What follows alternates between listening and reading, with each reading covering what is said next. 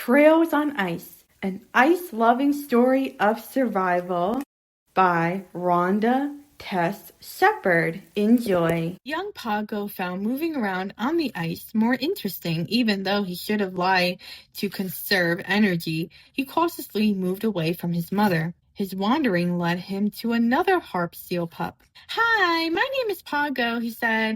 "Hi, Pago. My name is Revlin," she said. He smiled, but it was short-lived when he heard his mother calling for him to return. "Pago, come here."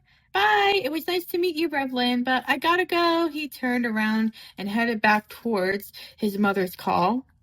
"I'm coming, Mama," he yelled, scrambling along and vocalizing to let her know that he was on his way. Unknowingly, he came across another mama seal he mistakenly thought was his own.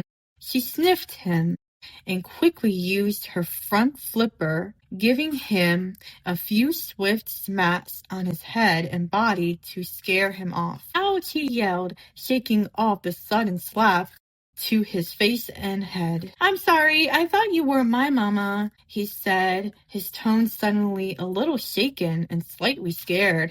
After the encounter, the wrong mama seal glanced at the young pup. "No, I'm not your mama. Keep moving, young pup, and pay closer attention to what you're doing and who you're approaching," she said sternly. He kept moving, but looked back and saw Revland waddle over next to the grumpy seal. He then assumed that after seeing their friendly greeting, that the grumpy one must be her mama. Finally, Pago saw another seal. He called out to her, hoping it would be his mom. His ears caught a familiar call in return.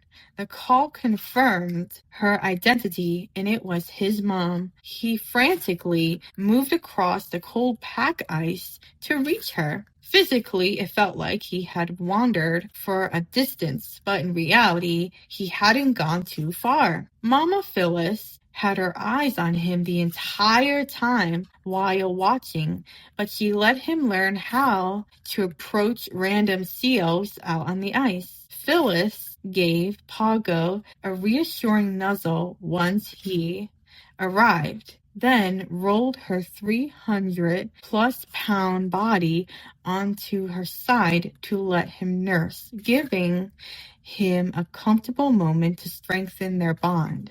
It was important for Pago to gain as much weight as possible during his first 12 days of life. However, he still had about a month before he could swim, and she needed to increase his weight to at least 80 pounds. Once he reached that weight, she could leave him alone on the ice for hours while she went out to feed. The next few days passed quickly. Pago's yellowish fur coat changed rapidly into an elegant white coat, giving him extensively camouflage on the pack ice he called home. The color change allows him to blend into the snow-covered landscape. If a predator comes looking for food, he could lie still and look like a small snowdrift, making it harder for the predator to spot him.